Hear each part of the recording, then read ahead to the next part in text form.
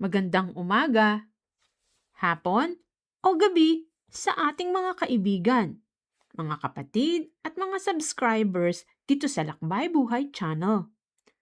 Kamusta kayong lahat? Sana'y puno ng enerhiya at pag-asa ang inyong araw ngayon. Salamat sa pagtuloy ninyong pagsuporta, likes, comments, shares at subscriptions. Dahil sa inyo, patuloy tayong nakakatulong sa isa't isa. Ngayon, napaka-importante at makakatulong sa marami ang ating pag-uusapan sa bagong video na ito. Sa panahon ngayon, maraming Pilipino ang nangangarap na makapagtrabaho o makapag-travel abroad para sa mas magandang buhay, para sa pamilya, para sa kinabukasan. Pero, alam nyo ba, may mga mapagsamantalang grupo na handang manggulo at mag-scam sa mga inosente at hindi pa aware ng mga kababayan natin. Sa video na ito, tatalakayin natin ng malinaw at detalyado ang mga senyales na posibleng scam para sa mga gustong mag-abroad, trabaho man, o pagmamigrate. Para malaman mo kung alin ang totoong pagkakataon at alin ang patibong na maaaring dahilan ng pagkawala ng pera, pag-asa, at maging ng kalayaan. Ilan sa mga karaniwang red flags na madalas nating marinig ngayon ay sobrang taas na sahod pero halos walang requirements o interview. O di kaya, hinihingi agad ang placement fee, processing fee o anumang bayad bago ka pa makasigurado. Gumagamit ng pekeng email, Facebook page o pangalan ng legitimate agency. Diretso sa GCash, personal account, o hindi opisyal na paraan ng bayad. Pinipilit ka magmadali at huwag magtanong ng marami.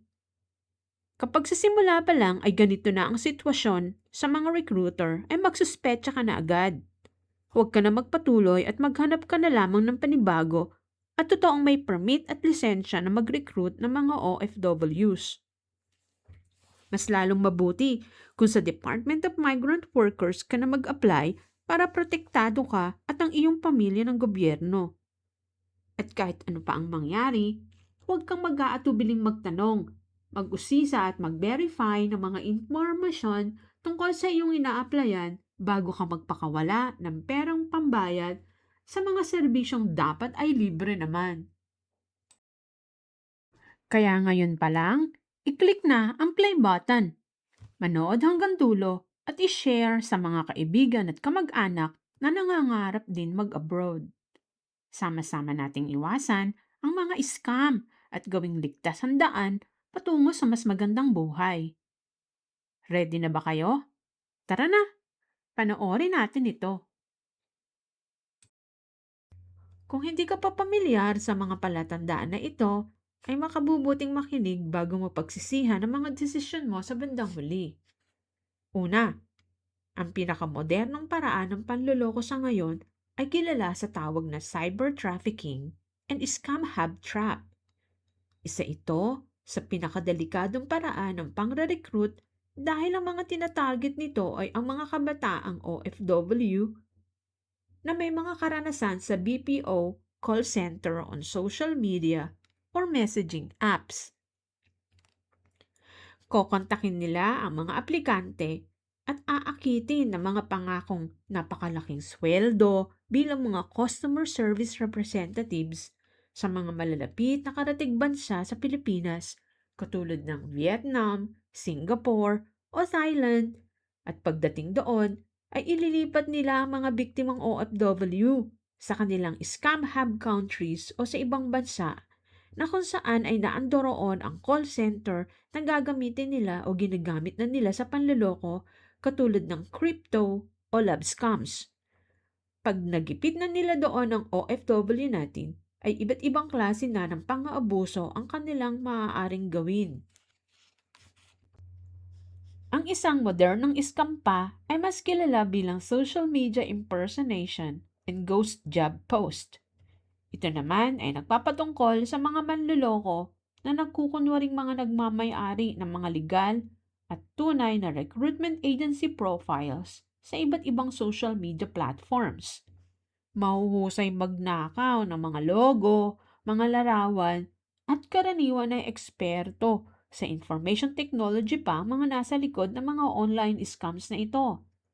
Mahusay silang mangopya at mag-imbento ng mga patalastas at mga post na palaging limitado at madalian ang mga iniaalok nila sa aplikante.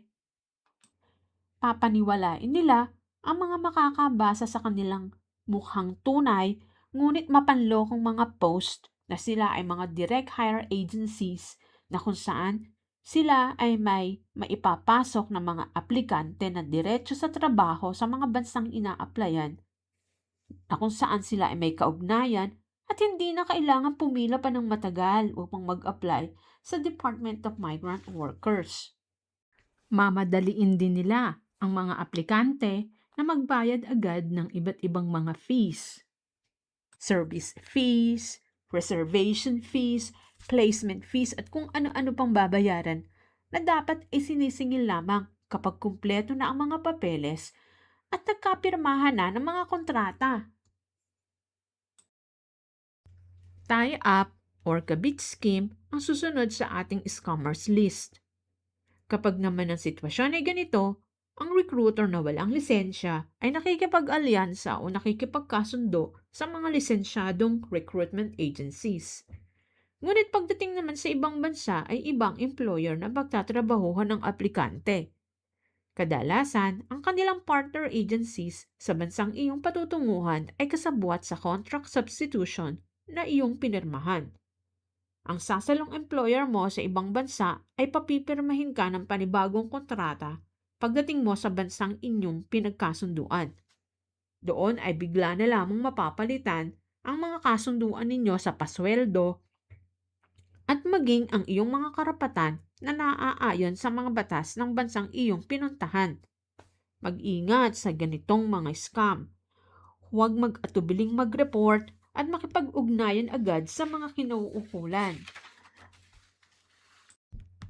Kung kayo naman ay sinabihan ng recruiter mo na magba-backdoor exit kayo o sa mga southern ports o sa bandang Mindanao kayo lalabas ng bansa at sasakay kayo ng mga bangka o mga barko na nagkakarga ng mga produkto, dapat maalarma na kayo agad dahil hindi ito ang mga pangkaraniwang dinadaanan o regular na ruta ng mga manlalakbay sa ibang bansa. Mas magduda ka na kung mas malayo ang tirahan mo sa Mindanao. Bakit kinakailangan magbarko o sumakay ng bangka kung pwede namang mag-eroplano upang maging mas mabilis na makarating sa bansang patutunguhan? Isang popular pero pasimpleng panloloko o pakulo ng mga recruiter ay ang paggamit ng kanilang consultancy service o visa assistance para engganyohin ang mga aplikante na mag-abroad kahit wala naman talagang trabaho na nag-iintay para sa kanila. Gusto lamang nilang kumita sa ngalan ng kanilang serbisyo na napakamahal upang malaman mo lang sa bandang huli na wala naman talagang trabaho naghihintay sa'yo at sa palaran lamang. May mag-aalok na ipapadala ka sa ibang bansa bilang trainee, exchange student, participant sa convention, au pair, mail order bride at kung ano-ano pa. Ngunit sa bandang huli, pagkatapos makabayad ng napakalaking halaga, ay wala naman palang garantiya sa iyong paglalakbay at pawang baka sakali lamang. Madami sa ating mga kababayan ay naaakit sa ganitong mga scam. Lalo na ang mga may perang ipon at handang makipagsapalaran sa ibang bansa sa ngalan ng karanasan na makapaglakbay at bahala na si Batman mentality. Heto pa, escort services o alalay system. Kapag naman sinabihan ka ng recruiter mo na may mag-escort o aalalay sa iyo sa airport o sa mga pier, maski na wala kang mga kaukulang legal na mga papeles, ay mag-alala ka na dahil siguradong illegal ito at ikapapahamak mo pa. Dabag sa batas ang umalis ng mga walang kaukulan at legal na mga papeles. Huwag mag-atubiling tumanggi at i-report ang ganitong mga illegal na gawain kapag naengkwentro ang ganitong mga sitwasyon sa inyong balak sa pag-abroad. Ang mga recruiter na gumagawa ng mga fake o peking mga papeles at tinuturuan ng mga aplikante na gumawa ng ganito ay siguradong manloloko. Yung mga recruiter na magtuturo sa iyo na gumamit ng mga larawan o mga personal na impormasyon ng ibang tao ay ikapapahamak mo. Umiwas at i-report sa kinauukulan ang mga recruiter na ganito upang maalarma ang mga awtoridad sa mga illegal na gawain ng mga ganitong agencies.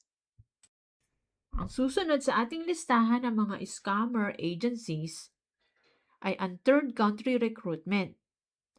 Ang mga recruiters na ito ay kalimitang tinatarget ang mga Pilipino nagtatrabaho na sa abroad. Papangakuan nila ang kanilang mga gustong biktimahin ng mga trabaho sa Europa o sa mayayamang bansa kapalit ng napakalaking processing fee. Sasabihan nila ang mga aplikante na may partner sila sa ibang bansa at malaki ang sweldo at mga benepisyong nagiintay doon. Subalit pagdating naman sa bansang kinontrata nila ay wala naman palang ahensya doon at kung sakaling mayroon man, ang trabahong nakalagay sa kontrata ay napalitan na ng iba at mas mababa ang pasweldo kaysa napagkasunduan. Upang makaiwas sa mga ganitong panloloko o scam, ay makabubuting alamin ang mga palatandaan nito katulad ng una, walang lisensya mula sa DMW o Department of Migrant Workers o sa mga kaukulang ahensya ng gobyerno. Ang mga lisensyadong ahensya ay kailangan rehistrado at may valid o tunay na job order. Makikita ang mga ito sa listahan o website ng DMW.